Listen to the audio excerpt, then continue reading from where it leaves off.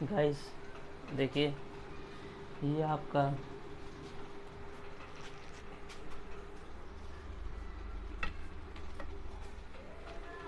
Guys देखिए, ये आपका हिंदी माध्यम जो क्लास 9th का है, हिंदी माध्यम क्लास 9th का इकाई 2 बीज गणिती।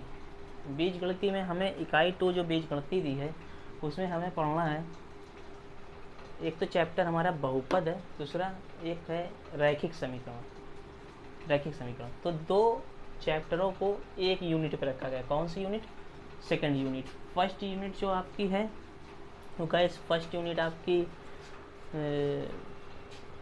एक ही चैप्टर है, उसमें वास्तविक संख्याएं। वास्तविक संख्याएं पहला चैप्टर जो आपका है वो वास्तविक संख्याएं, वो यूनिट फर्स्ट है। सेकंड यूनिट आपकी बीजगणित है। इसके अंदर आपको जो पढ़ना है वो बहुपद और रैखिक समीकरण करके एक चैप्टर और है, वो दोनों पढ़ना है। बुक का नाम होगा डॉक्टर मनोहर रे, और ये हिंदी माध्यम के लिए। मैं इंग्लिश माध्यम के लिए बनाऊंगा, वो अलग वीडियो बनेगी। मेरा चैनल आपको पता है क्लासिक कोचिंग क्लासेस के नाम से है, और मैं उसको काफ़ी टाइम से नहीं चला रहा था, मैंने स्टार्ट करा है। तो मैं आपको अब आज से रेगुलर आपको एक वीडियो मिलेगी डॉक्टर मनोहर रे की बुक से। रेगुलर एक चैप्टर में एक वीडियो मिलेगी। मैं ज़्यादातर कोशिश ये करूँगा मैं चैप्टर फिनिश कर दूँ और आपको जल्दी से जल्दी बुक ख़त्म करा कर उसका रिवीजन कर दूँ।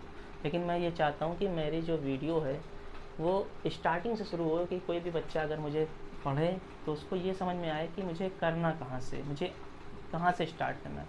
तो मैं डायरेक्टली अगर एक्सरसाइज 1.2.1 या 2.A से शुरू करता और डायरेक्ट क्वेश्चन लगाना शुरू कर देता, तो गाइज मुझे पता है कि आप लोग के समझ में नहीं आता। तो सबसे पहले मैंने बिल्कुल बेसिक से लेके चला हूँ, बिल्कुल बेसिक कि चैप्टर कहता क्या है। हिंदी माध्यम इकाई 2 बीज गणिती मनोहर रे बुक से। पार्ट का नाम हमारा, लेसन नेम जो है वो हमारा बहुपद है। सभी को पता होगा, जो बच्चे पढ़ रहे हैं मनोहर रे किताबों में उसमें दूसरा लेसन आपका बहुपद है। क्लास 9 के बच्चों की बात करें और हाई स्कूल के बच्चे भी इस वीडियो को देख सकते हैं। उनके भी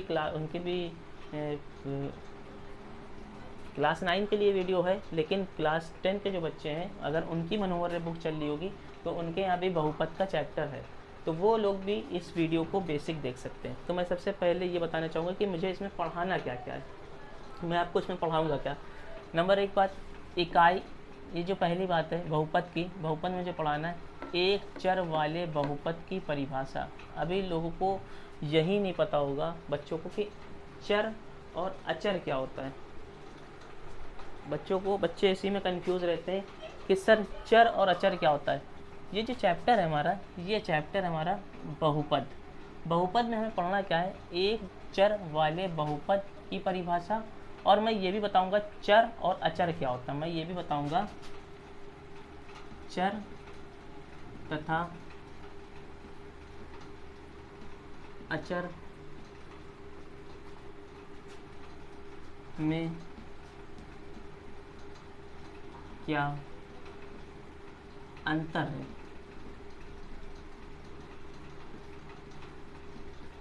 चर तथा अचर में क्या अंतर है, एक तो पॉइंट मुझे ये बताना है।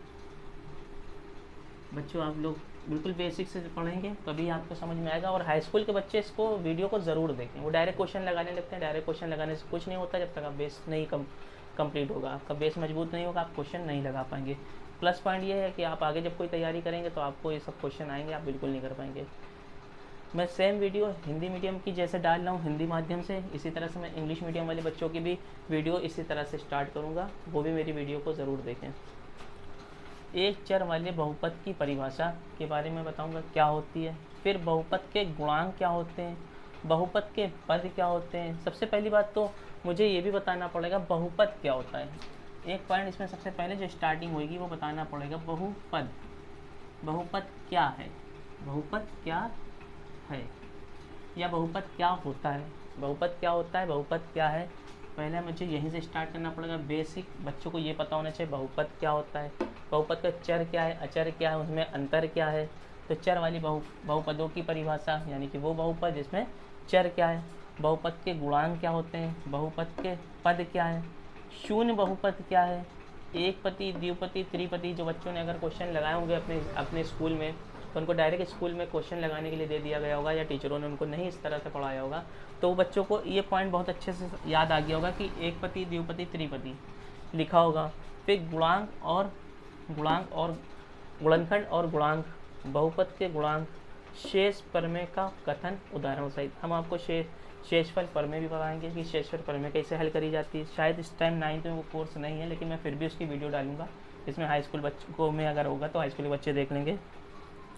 गुणनखंड प्रमेय का कथन और सत्यापन, x² + bx + c बराबर a इज़ नॉट इक्वल 0 का गुणनखंड जहां a और b c एक वास्तविक संख्या है। वास्तविक संख्या आपको पता होगा, अब मुझे कमेंट्स करिएगा अगर आपको ये भी नहीं पता है कि वास्तविक संख्याएं क्या होती है, यानी कि नेचुरल नंबर क्या होते हैं, या नंबर के बारे में पता नहीं, तो मुझे कमेंट्स करिएगा। मैं एक वीडियो नंबर के ऊपर बना दूंगा कि होल नंबर क्या होते हैं, नेचुरल नंबर क्या होते हैं, रियल नंबर क्या होते हैं। हिंदी में अगर मैं बोलूँ तो प्राकृतिक संख्याएँ क्या होती हैं, पूर्ण संख्याएँ क्या होती हैं, परमेय संख्याएँ क्या होती हैं, पूर्णांक क्या होते हैं, व्यंजन क्या होते हैं, वगैरह वगैरह। मैं पूरी सी डिटेल उसकी डाल दूंगा हर चीज़ की।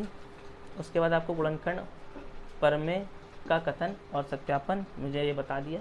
फिर गुणनखंड प्रमेय द्वारा त्रिघात बहुपद का गुणनखंड। आप लोगों ने गुणनखंड करा होगा, जो बच्चे क्वेश्चन लगा रहे होंगे, पढ़ रहे होंगे, उनको पता होगा x² + bx + c, या एक द्विव बहुपद है। द्विव बहुपद है, द्विव के मतलब होते हैं दो, बहुपद तो ये लिखा है जिसमें बहुत से पद हों। बहुपद का मैं भी डिटेल से बताऊंगा, जिसमें बहुत से पदों से बहुपद कहते हैं। और द्विव के माने होते हैं दो, जिसमें दो घात वाला ये बहुपद, जिसमें जो घात कितनी, दो घात है, दो घात वाला ये बहुपद है।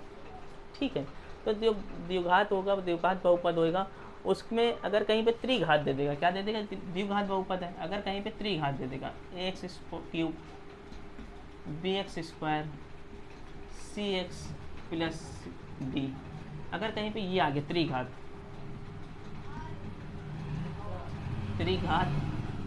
ये द्विघात है, इसको हम लिख सकते हैं द्विघात बहुपद, ये है त्रिघात बहुपद। तो त्रिघात बहुपद, हम त्रिघात बहुपद को किस तरह से हल करेंगे, मैं ये आपको फॉर्मूले से बताऊंगा। बहुपद और समीकरण में क्या अंतर होता है, ये शायद आपको दिख नहीं रहा होगा, मैं बता दे रहा हूँ। ये बहुपद और समीकरण में क्या अंतर होता है, मैं बोले दे रहा हूँ। यहाँ पे लास्ट में लिखा है बहुपद और समीकरण में क्या अंतर होता है, इसको बताऊंगा कि दोनों में डिफरेंस क्या है। ये बहुत मोस्ट इंपॉर्टेंट चीज़ है, बच्चों को ये नहीं पता होता कि समीकरण क्या होता है और बहुपद क्या होता है। मैं आप लोगों को बताऊँगा कि बहुपद और समीकरण में क्या अंतर होता है। तो स्क्रीनशॉट लेके इसको रख लें अपने पास। मैं डिटेल से सारी चीज़ें को एक एक परिभाषा आपको बताऊँगा कि किसकी क्या परिभाषा होती है। उसी के अकॉर्डिंग मैं एक लेक्चर में ये बता दिया, दूसरे लेक्चर में आपको ये बताऊंगा कि परिभाषाएं कैसे आती हैं, क्या आती है। आपको जब वो पता चलेगा उसके बाद ही मैं क्वेश्चन लगवाऊंगा। पहले मैं बेस पढ़ाऊंगा पूरे चैप्टर का, फिर क्वेश्चन लगाऊंगा और एक एक क्वेश्चन लगवाऊंगा। एग्जाम्पल आप घर पे खुद लगाएंगे, क्वेश्चन में एक पूरी एक्सरसाइज है, कोई ऐसा क्वेश्चन नहीं होगा जो लगेगा नहीं।